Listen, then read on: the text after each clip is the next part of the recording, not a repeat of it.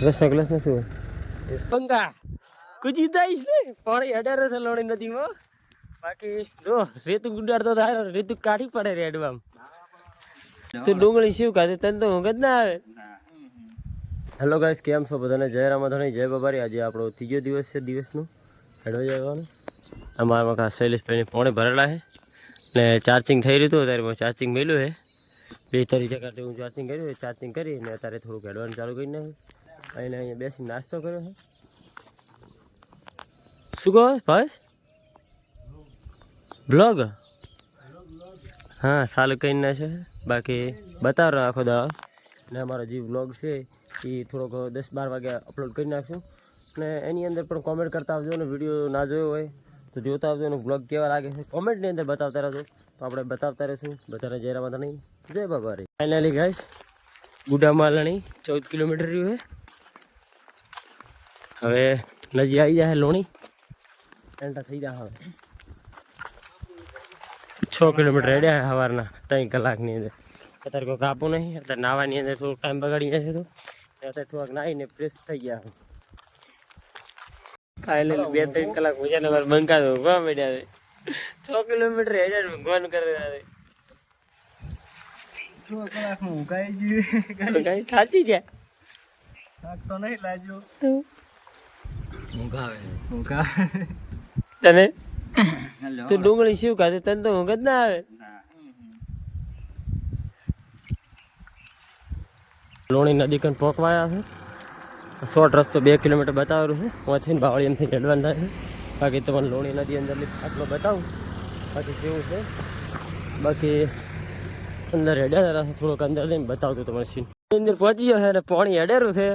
જોરો mood બગાડાવણે કહેતા કહેતા લગભગ નજીક ગુજી જાય ને બઢિયા હે આ બંકા ગુજી જાય ને પાણી હેડેરું છે લોણી નદીમાં.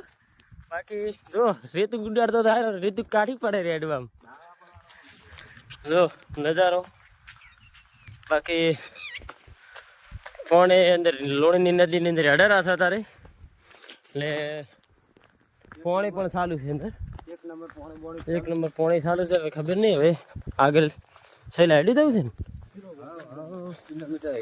કિલોમીટર હિસાબથી હેડેરા પાણી પડ્યું જામ કા પાણી હેડેરું છે.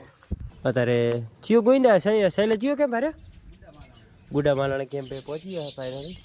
તડકોનો વાગ્યા છે 11:30 જેવું છે ને આ લોખંડના મોસમ આપણે પી જવાનું થાયું છે. બાકી આપણે ભણો શૈલેષભાઈ અમારા ઝૂલા પર ઊંચા છે. આમાં અમારે 2 ફોન ચાર્જિંગ મેળવ્યા છે. બાકી આવા મોસા આપણા ગુજરાતમાં ઓછા હોય છે જોઈ લો. બાકી જય રામાધણી, જય બાબારી. ફાઇનલી ખાવા ખાઈને અત્યારે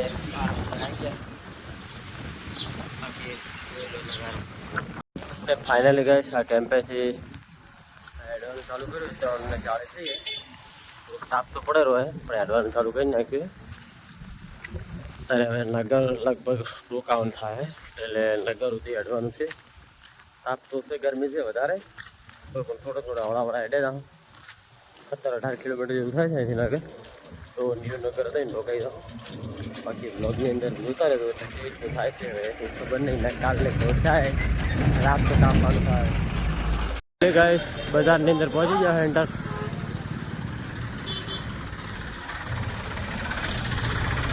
આ બજારનો નજારો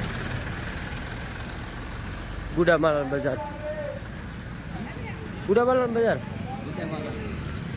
ગુડામાલણની બજાર.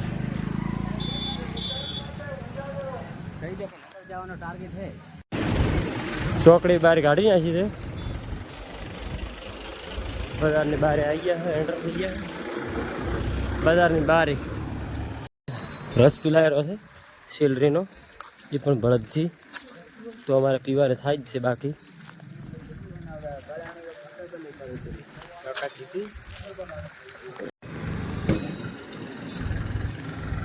રસના ગ્લાસ નથી હોય 30 છે 30 રૂપિયા એક ગ્લાસમાં.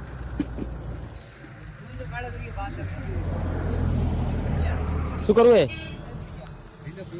ફાઇનલી ન્યૂનગર પહોંચી ગયા. ટોલ ટેક્સી રહી ગયા. ચા પાણી એટલે ચા પાણી છે પાણી પીધું છે.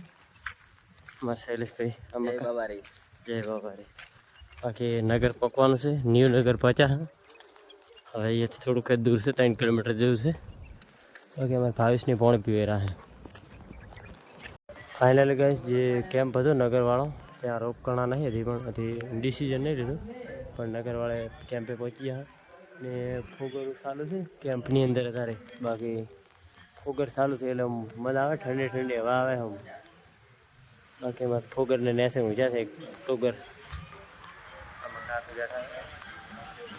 અમારા ભાવેશની ફોન ચાર્જિંગ મેળવા બે ગયા છે ને કેમ્પની અંદર કોણ કોણ રોકાયેલું છે કોમેન્ટ કરી નાખજો ને જે બાબારી તો કોમેન્ટ કરવાની જ છે એ વિડીયો પણ શેર કરવાનો જ છે ફાઇનલી અમારે ડિસિઝન લઈ લીધું અમારા ભાવેશભાઈ છે ને કે રોકાઈ જવું છે 1 કલાક સારું કરીને 6-8 કિલોમીટર નહીં આડું ઓલી મકા મારે દૂધીનું શાક બનાવેલા છે જોઈ લો ભાઈ દૂધીનું શાક બનાવેલા દૂધીનું શાક ખાઈને હોઈ જવાનું છે એટલે વહેલા સવારમાં જાજી ને અડશે બરા બાકી ખાજા બચત નહીં